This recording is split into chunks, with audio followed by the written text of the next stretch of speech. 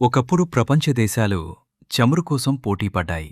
కానీ రాబోయే దశాబ్దాల్లో ప్రపంచ ఆధిపత్యాన్ని నిర్ణయించేది చమురు కాదు, lithium, cobalt, graphite, rare earth ఖనిజాలు.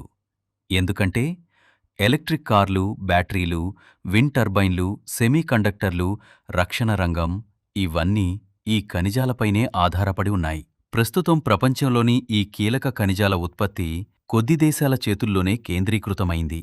ప్రపంచ కోబాల్ట్ ఉత్పత్తిలో 91%, రేర్ ఎర్త్ ఖనిజాల్లో 90%, లిథియం గ్రాఫైట్ ఉత్పత్తిలో 86% కేవలం 3 దేశాల ఆధీనంలోనే ఉంది.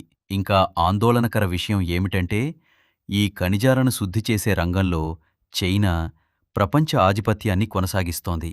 రేర్ ఎర్త్స్, లిథియం, కోబాల్ట్ రిఫైనింగ్లో చైనాకు దాదాపు గుత్తాధిపత్యమే ఉంది. మరోవైపు భారత్ 2030 నాటికి 500 గిగావాట్ల పునరుత్పాదక విద్యుత్ లక్ష్యం, వేగంగా ఎలక్ట్రిక్ వాహనాల వినియోగం, సెమీకండక్టర్ తయారీ కేంద్రంగా ఎదగాలనే లక్ష్యాలను పెట్టుకుంది.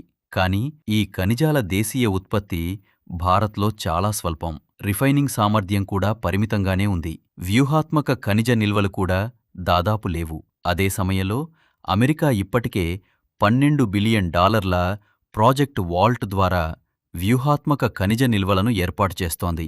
యూరోపియన్ యూనియన్ 15 అంతర్జాతీయ సరఫరా భాగస్వామ్య ఒప్పందాలు కుదుర్చుకుంది. జపాన్ కూడా ఖనిజ ప్రాజెక్టులకు భారీ సబ్సిడీలు అందిస్తోంది. ఇక మరో సవాలు 2020 తర్వాత ప్రపంచవ్యాప్తంగా కీలక ఖనిజాలపై దాదాపు 100 ఎగుమతి పరిమితులు అమల్లోకి వచ్చాయి. అంటే ఈ ఖనిజాలను కలిగి ఉన్న దేశాలు వాటిని ఇప్పుడు భౌగోళిక, రాజకీయ ఆయుధాలుగా ఉపయోగించడం ప్రారంభించాయి.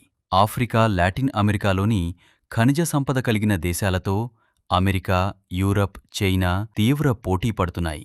భారత్ కూడా ఈ పోటీలో వేగాన్ని పెంచాల్సిన అవసరం ఉందని నిపుణులు హెచ్చరిస్తున్నారు.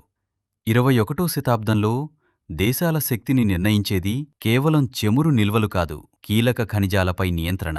భారత్ తన స్వదేశీ ఖనిజ వనరులను అభివృద్ధి చేయడంతో పాటు ప్రపంచవ్యాప్తంగా వ్యూహాత్మక భాగస్వామ్యాలను వేగంగా విస్తరించగలిగితేనే స్వచ్ఛ ఇంధనం, ఎలక్ట్రిక్ వాహనాలు, సెమీకండక్టర్ల భవిష్యత్తులో బలమైన స్థానాన్ని సంపాదించగలదు. ఇలాంటి మరిన్ని ఆసక్తికరమైన డేటా, విజ్ఞానభరితమైన ఫ్యాక్ట్స్ కోసం మా ఛానల్ను సబ్స్క్రైబ్ చేయండి.